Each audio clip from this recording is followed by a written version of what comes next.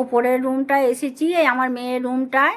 আমার মেয়ে এই ঘরেই চাকরি করে, এই প্রিন্টার মেশিন আছে, ল্যাপটপ আছে, এখানেই চাকরি করে থাকে। কালকে একটু শ্বশুরবাড়ি গেছে, ওই জন্য আমি একটু ধুলোগুলো পরিষ্কার করব। এই দেখুন না, বক্স খাটের তলাটা থেকে ঝাঁট দেবো, প্রচুর ঝুল হয়েছে।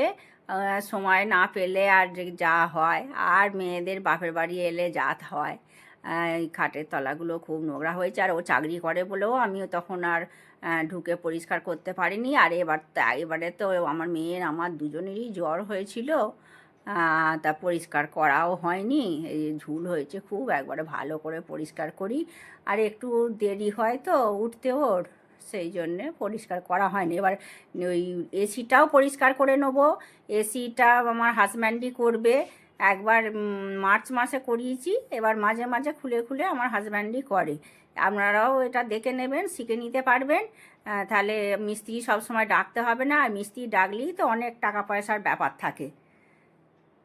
কত ধুলো বেরিয়েছে দেখুন, এগুলো সব পরিষ্কার করে নিচ্ছি ভালো করে ঝাঁট দিয়ে। মার্বেলের এতে ভালো করে ঝাঁট দিয়ে দিলেই পরিষ্কার হয়ে যায়। তারপরে মুছবো ভালো করে। এখনও অনেকগুলো কাজ আছে, মানে এটা একবারে ডিপ ক্লিন করব। খাটের তলা থেকে থেকে ধুলো বার করেছি করে। এবার আমার হাজব্যান্ড আবার এই যে আমার হাজব্যান্ড ওটা পরিষ্কার করছে। এই একটা চেয়ারের ওপর উঠেছে, বিছানার চাদর তুলে দিয়েছি, এই তোষকের ওপর এই চেয়ারটা রেখেছে, রেখে উঠেছে ওর ওপর, উঠে এই নেটগুলো বার করে নিচ্ছে। দুটো নেট কি বার করে নিচ্ছে। নোংরা হয়েছে খুব, প্রচুর। হ্যাঁ, এত ধুলোতে টানবে না। হ্যাঁ, চলো ধুতে হবে তো, ছাদে ধুতে হবে। কলটা খুলে দাও, তবে পরিষ্কার হবে। একবারে ধুয়ে না ওটা।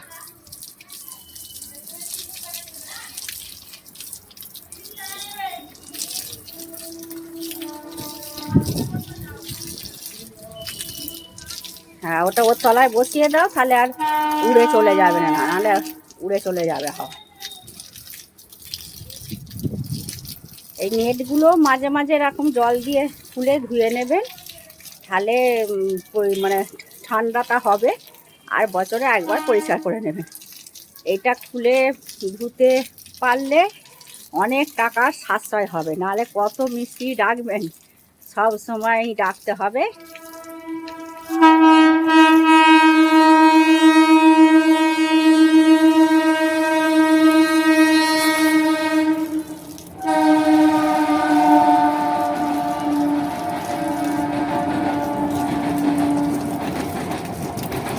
হাঁপিয়ে যাচ্ছি, দুটো নেটকে এইভাবেই ধুয়ে নেবে। ছোট তুলির সাহায্যে পরিষ্কার করে নিচ্ছে। ওই তুলিটা দেখাও একটু, কীরকম সাইজের তুলি। অন্য কেউ করলে তাহলে সুবিধা হবে তাদের। এরকম সাইজের তুলি নেবেন। এটা খুব সূক্ষ্ম, একটু বেঁকে গেলে হবে না, আর ওরা তো জল দিয়ে ধোয়।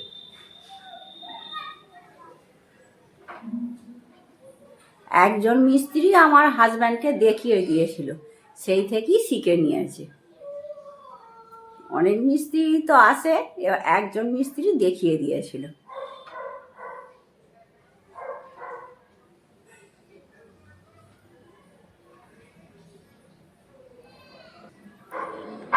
এই যে এসি পরিষ্কার করতে করতে আবার নিচে গেল, একজন স্টুডেন্ট এসেছে, সেই জন্য এই দেখুন না, এইখানে জলের বোতল বসানো, ওই সদরে একটা জলের এখানে কাপ বসানো, এই সব বার করি, পরিষ্কার করি। যখন শ্বশুরবাড়ি যায় তখন সব পরিষ্কার, ড্রেসিং টেবিল ছড়ানো আছে, পরিষ্কার করবো। প্রিন্টার মেশিনটা পরিষ্কার করব।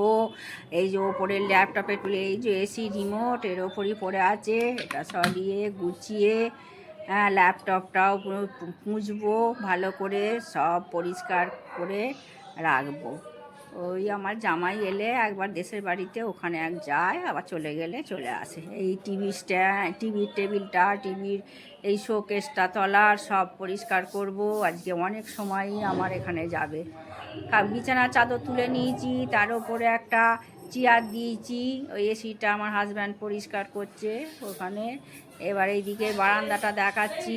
এইদিকে এই যে উঠোনের দিকটা, এই দেখুন আম গাছে এখনও আম বাঁধা আছে, এটা 12 মাসে আম গাছ, এও প্লাস্টিক দিয়ে বাঁধা আছে। এইদিকে ওই গেট, তারপরে এইদিকে দেখুন এক স্টুডেন্ট এসেছে, ওই জন্য আমার হাজব্যান্ড গেছে। আমার হাজব্যান্ড বলে যখন দরকার হবে তখনই চলে আসবি, জিজ্ঞাসা করে নিস। নমস্কার, আমি রীতা ঋতু লাইফস্টাইলে সবাইকে স্বাগত। উপরে সব পরিষ্কার করলাম, মেয়ের রুমটা, ল্যাপটপের টেবিল, ড্রেসিং টেবিল, তারপর টিভি টেবিলটা সব পরিষ্কার করলাম। করে এখন রান্না করতে এসেছি। অনেকটাই বেলা হয়ে গেছে, এবার তাড়াতাড়ি ঝটপট রান্না করে নিই। কি রান্না করছি আপনাদেরকে দেখাই।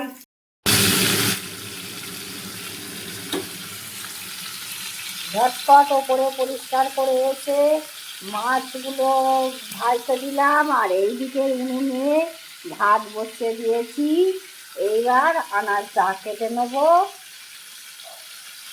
মাছের তেলটার ভেতর পাঁচ ফোড়ন আর তেজপাতা দিয়ে দিয়েছি। এবার এই আলু, টমেটো, পেঁয়াজ, কাঁচা লঙ্কা, রসুন এগুলো দিয়ে দিচ্ছি সব একবারে। দিয়ে ভালো করে ভেজে নেবো। দিয়ে মাছের ঝোল করবো। মাছ ভেজে তুলে রেখেছি, এবার এটা ভালো করে ভেজে নিচ্ছি। এটা ঢাকা দিয়ে দিয়ে ভালো করে ভেজে নেবো।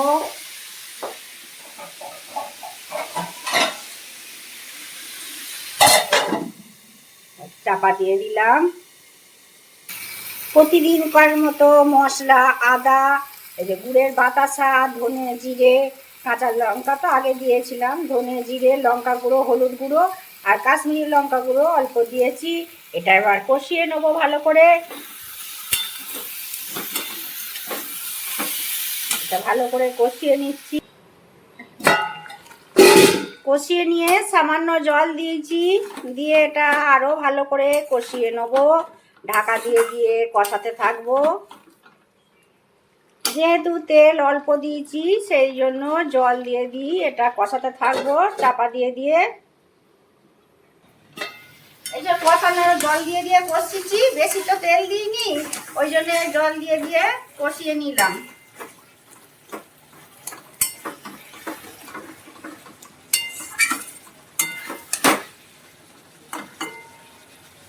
এবার জল দিয়ে দেবো।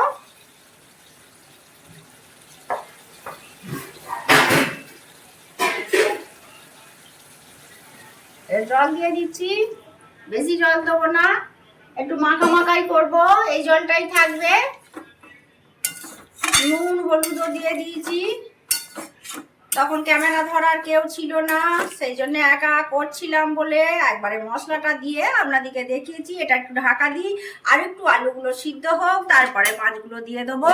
চাপা দিয়া থাক। এদিকে ভাতটা হয়ে গেছে, ফ্যান গড়িয়ে নেবো। এবার মাছগুলো দিয়ে দিয়েছি, মাছগুলো দিয়ে ফুটিয়ে নিচ্ছি। ঢাকা দিয়েছিলাম, আলুগুলো সেদ্ধ হয়ে গেছে, এবার মাছগুলো দিয়ে দিয়েছি, ফুটিয়ে নিচ্ছি। হয়ে গেলে, ফুটে গেলে নামিয়ে নেবো। একটু গরম মশলা দেবো, দিয়ে নামিয়ে নেবো। এদিকে ভাত উপর করে দিয়েছি, ভাতটা তুলে নিচে নামিয়ে দিই। হয়ে গেছে, এবার নামিয়ে নেবো। নেড়ে নিয়ে নামিয়ে নেবো।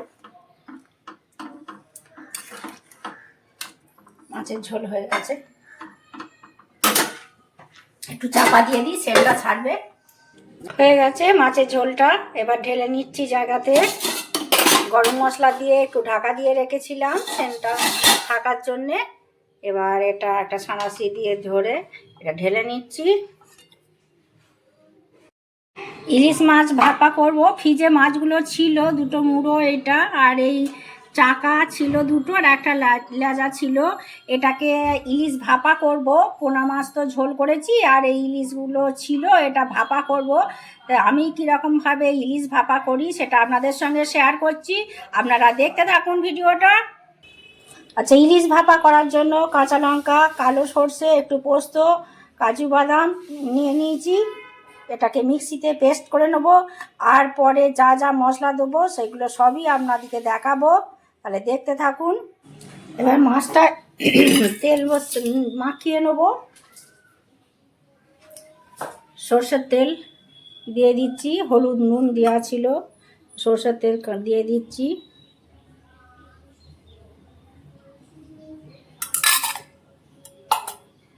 এবার দেবো একটু আদা দেবো,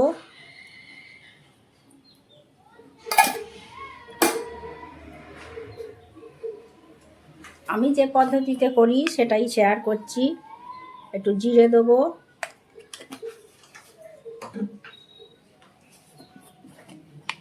একটু হলুদ দেবো,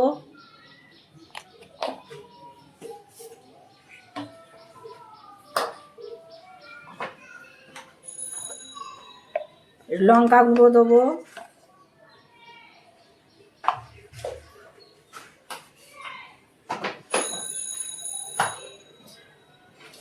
সামান্য চিনি দেবো,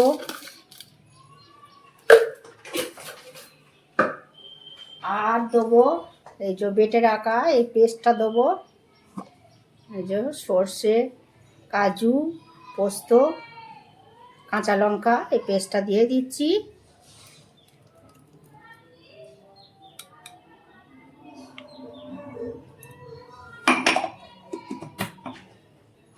আর দেবো টক দই একটু,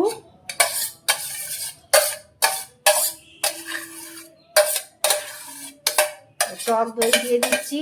সর্ষে আর কাঁচা লঙ্কা কাজু বাটার সময় একটু নুন দিয়ে বেটেছি। এবার এটা একটু চামচ দিয়ে ঘেঁটে নিচ্ছি।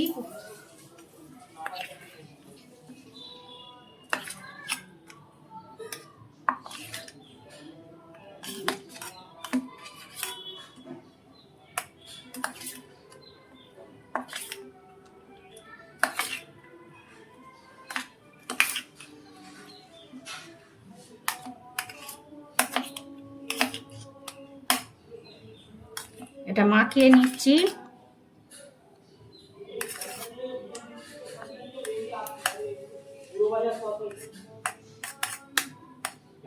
এটা ভালো করে মেখে নিলাম।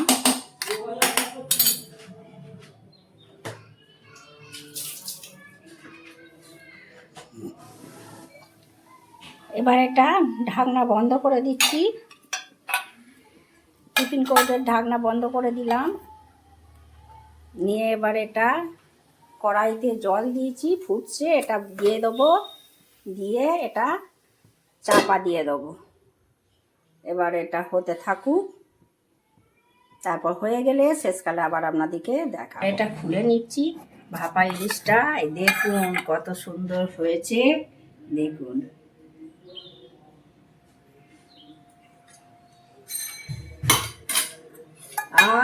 গন্ধে মোমো করছে। আর এইটা পোনা মাছের ঝোল, পোনা মাছের ঝোল, আর এই ভাত, আর একটু মাংস ছিল, এটাকে আবার গরম করে দিচ্ছি, খাসির মাংস ছিল, আর আমের চাটনি আছে। আজকের ভিডিওটা এখানেই শেষ করছি। যদি ভালো লাগে লাইক, কমেন্ট, শেয়ার ও সাবস্ক্রাইব করবেন। আপনারা ভালো থাকবেন, সুস্থ থাকবেন। দেখা হচ্ছে পরবর্তী ভিডিও।